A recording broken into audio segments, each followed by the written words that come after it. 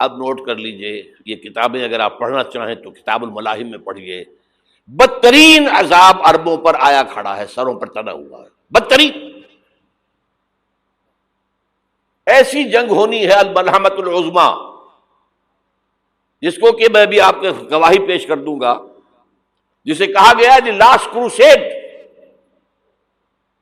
Bush نے بھی crusade کا لفظ بول دیا تھا، پھر واپس لیا اس نے۔ نکل جاتی ہے جس کے منہ سے سچی بات مستی میں، فقیہ مصلحت بین سے وہ رندے بادہ خار اچھا، کروسیڈ کہہ کر پھر واپس لیا۔ یہ کروسیڈ، اس کے اوپر جس قدر نقصان ہونا ہے عربوں کا، گریٹر اسرائیل بنے گا، یہ عراق، شام، اردن، سعودی عرب کا کچھ شمالی علاقہ، ترکی کا جنوبی علاقہ، مصر کا صحرائے سینا، اور اس کے ساتھ ہی جو بہترین اس کا زرخیز ترین علاقہ ڈیلٹا آف نائل، یہ سب یہودیوں کے قبضے میں جائیں گے۔ اس کو حدیث میں کہا گیا الملحمۃ العظمی۔ عیسائی 80 علم لے کر ہے مسلمانوں تم پر حملہ آور ہوں گے، اور ہر علم کے نیچے 12,000 فوج ہوگی، 9.5 لاکھ فوج۔ یہ نیٹو کی تیاری کس کے لیے ہو رہی ہے؟ جب یو ایس ایس آر کا خاتمہ ہوا تو پوچھا گیا تھا نیٹو چیف سے، اب کس لیے؟ تمہارا وہ دشمن تو ختم ہو گیا، اب ہمیں اسلامک فنڈامنٹلزم سے نمٹنا ہے۔ وہ جانتے ہیں خطرہ یہی ہے، اب اسلام ابھر سکتا ہے، مسلمانوں کے سینوں کے اندر وہ آگ ہے، اوپر خاکستر آ گیا ہے، تم کہیں اٹھانا بیٹھنا، یہ اندر تو انگارہ ہے، اوپر سے راکھ ہے، اس سے دھوکہ نہ کھا جانا ان کے دلوں کے اندر۔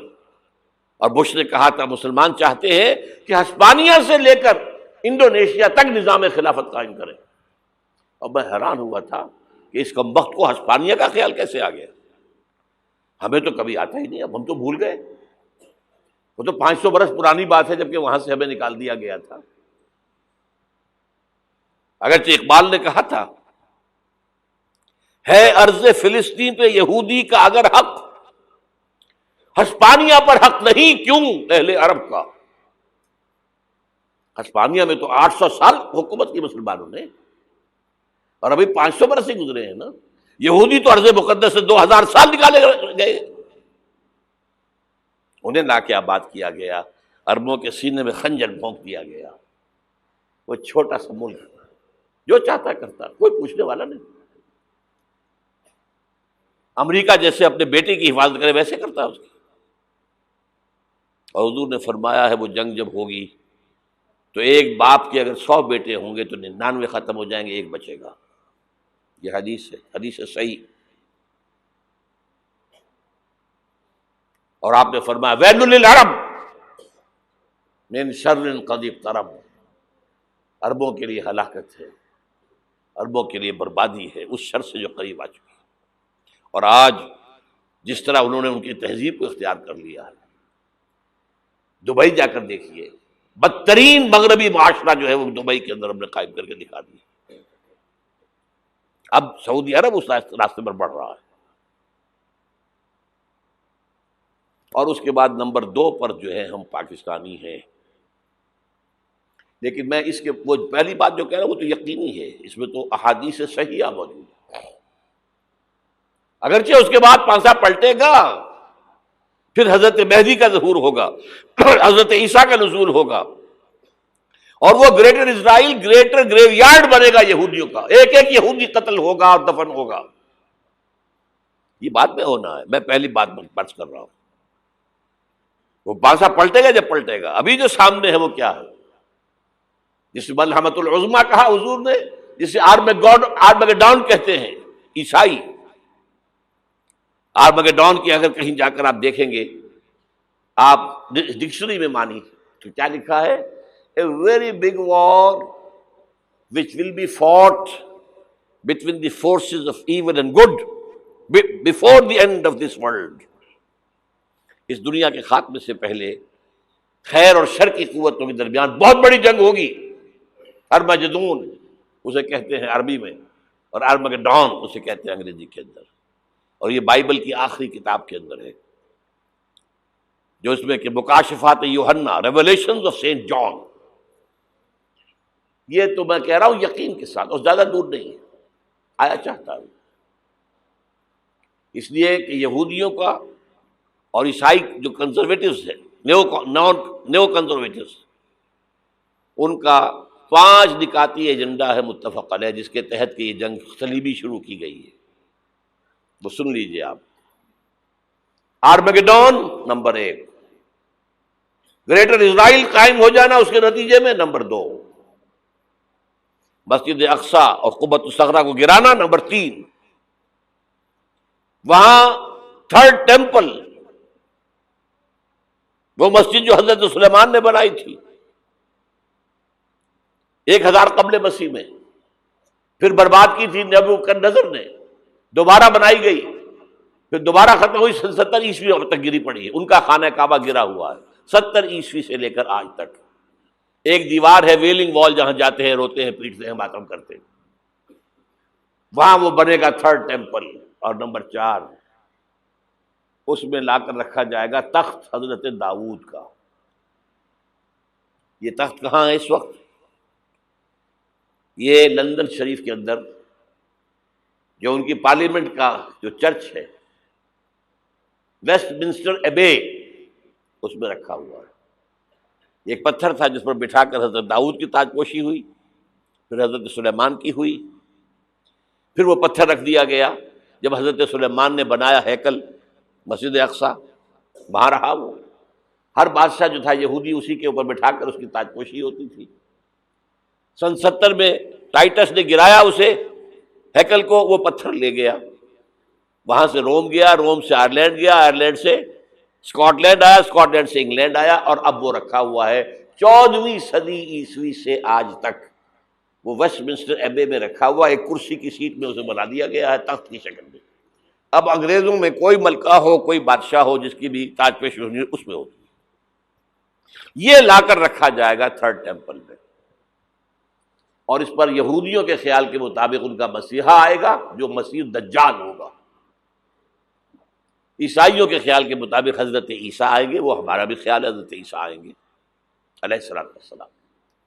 بہرحال یہ تو بات کی باتیں ہیں نا. اس وقت جو میں عرض کر رہا ہوں، عربوں پر بہت بڑا عذاب، اور پاکستان کا معاملہ البتہ یہ ہے، میں یقین سے نہیں کہہ سکتا. ہینگنگ ان دی بیلنس، ہو سکتا ہے اللہ تعالیٰ ہم پر رحم فرمائے، ہو سکتا ہے، اگرچہ اس کی کچھ شرائط ہوں گی. چمن کے مالک اگر بنا لیں موافق اپنا شعار، اب بھی چمن میں آ سکتی ہے پلٹ کر چمن سے روٹھی بہار، اب بھی ہو سکتی ہے. اور یہ بھی ہو سکتا ہے کہ اللہ تعالیٰ نے معجزانہ طور پر ہمیں ملک دیا، ہم نے اللہ سے بدعہدی کی، وعدہ خلافی کی، غداری کی، لہذا سزا دی جائے اور ہم سے یہ ملک چھین لیا جائے. It's just possible. دور نہ سمجھے اسے، انہونی بات نہ سمجھے. جو گھیراؤ ہو رہا ہے آپ کا، آپ کے مغرب میں نیٹو فورسز اور مشرق میں بھارتی فورسز گدھوں کی طرح بیٹھے ہوئے انتظار کر رہے ہیں پاکستان اور ڈسٹیبلائز ہو جائے، یہاں اور بدامنی ہو جائے. اب لاہور میں پھر آج دھماکے ہو گئے ہیں. 2 دن پہلے کا دھماکہ میں سہ کے آیا ہوا ہوں، آپ کے سامنے بیٹھا ہوں. وہ جانیں بچی ہیں، جو ہماری اکیڈمی کا حشر ہوا وہ تو میں آپ کو نہیں بتا سکتا. یہ سارا کیوں ہو رہا ہے؟ تاکہ یہاں بدامنی ہو جائے اور ہمیں جواز مل جائے. مغرب سے نیٹو فورسز داخل ہو جائیں، مشرق سے بھارتی فورسز آ جائیں، اور ہمارے ایٹمی دانت توڑ کر اور پھر ہمیں بھارت کے سامنے ڈال دیا جائے. نو ڈو ایز یو لائک. یہ ان کا نقشہ ہے. ہوگا کیا وہ اللہ جانتا ہے، ہوگا وہ جو اللہ چاہے. لیکن اللہ کا چاہنا جو ہے وہ کس پر منحصر ہے؟ یہاں انقلاب برپا کرو، یہاں اسلام لاؤ. اگر دھندوں میں لگے رہو گے تو وہ خود بخود نہیں آ جائے گا انقلاب. صحابہ نے جانیں دی تھی، کتنی تکلیفیں اٹھائی تھی. 12 برس تک مکی دور کے اندر با نشہ درویشی در ساز و دمادم زن، جو پختہ شبی خدرا بر سلطنت جم زن. یوم طائف یاد ہے جو حضرت عائشہ فرماتی ہے کہ میں نے پوچھا تھا حضور سے کہ یوم احد سے زیادہ سختی بھی آپ پر کبھی آئی؟ یوم احد پر کیا ہوا تھا؟ تلوار کا وار پڑا تھا آپ کے چہرہ مبارک، یہ جو رخسار کی ہڈی ہے اس کے اندر وار گیا ہے، اوپر خود کی 2 کڑیاں تھیں وہ اس میں گھس گئیں، 2 دندان مبارک شہید ہوئے۔ وہ خود کی کڑیاں ایک صحابی نے اپنے دانتوں سے پکڑ کے کھینچنے کی کوشش کی، دانت نکل گئے، وہ نہیں نکلی، کیا جتن کر کے نکالی گئی ہوگی تو خون کا فوارہ آیا، اتنا خون گیا ہے کہ آپ بے ہوش ہو گئے، گر گئے، اور مشہور یہ ہو گیا کہ آپ کا انتقال ہو گیا، شہادت ہو گئی۔ یہ سیرت کبھی پڑھی ہے؟ حضرت عائشہ کے ہوش کا تو یہی دور تھا نا، یوم طائف میں تو آپ کی کیا تھی، بچی تھی، انہیں کیا پتا کیا ہو رہا ہے حضور کے ساتھ۔ 3 دن تک حضور مکے کی گلیاں اور وہاں کے اوباش لوگ پتھراؤ کر گئے تھے اس امید میں کہ شاید وہاں کا کوئی سردار ایمان لے آئے، تو یہاں تو ابو طالب بھی فوت ہو گئے، یہی دنیاوی سہارا تھا، خاندانی سہارا تھا ابو طالب کے ذریعے، اور گھر میں ایک دلجوئی کرنے والی رفیقہ حیات تھی، وہ بھی، ان کا بھی انتقال ہو گیا۔ آپ نے کہا یہ عام الحزن ہے، اب تو سب کو طے ہو گیا قریش کو کہ اب جیسے قتل کر دو ان کو، اسی لیے آپ گئے طائف، شاید وہاں کا کوئی بڑا سردار مانے، ایمان لے آئے مجھ پر، تو میں اپنا مرکز ادھر شفٹ کر دوں۔ تینوں سے ملے ہیں، تینوں نے وہ جواب دیے ہیں، نکل جاؤ یہاں سے، میں تمہارے ساتھ بات بھی کرنے کو تیار نہیں۔ اچھا، تمہارے سوا کوئی نہیں ملا تھا اللہ کو نبی بنا کر بھیجنے کے لیے؟ دیکھو جاؤ، میں بات نہیں کرنا چاہتا، ہو سکتا ہے میں بے عزتی کر بیٹھوں، واقعی تم اللہ کے نبی ہو تو میں مارا جاؤں گا، جاؤ جاؤ جاؤ۔ یہ سلوک محبت کے ساتھ ہوا ہے۔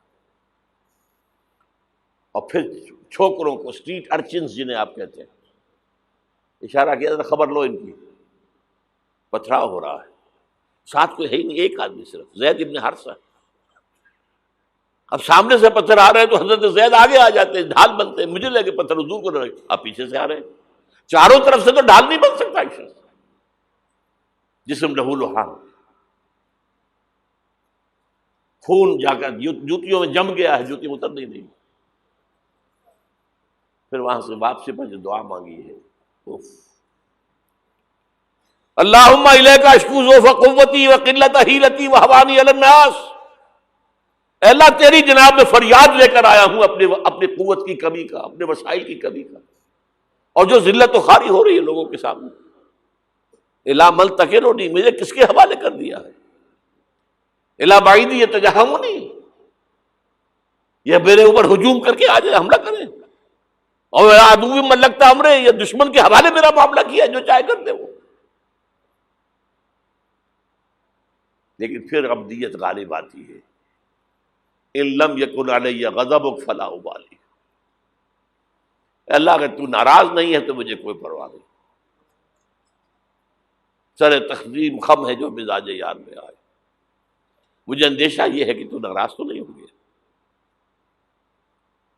یہ تکلیفیں جھیلی ہے، سینکڑوں صحابہ نے جانوں کا نذرانہ پیش کیا ہے،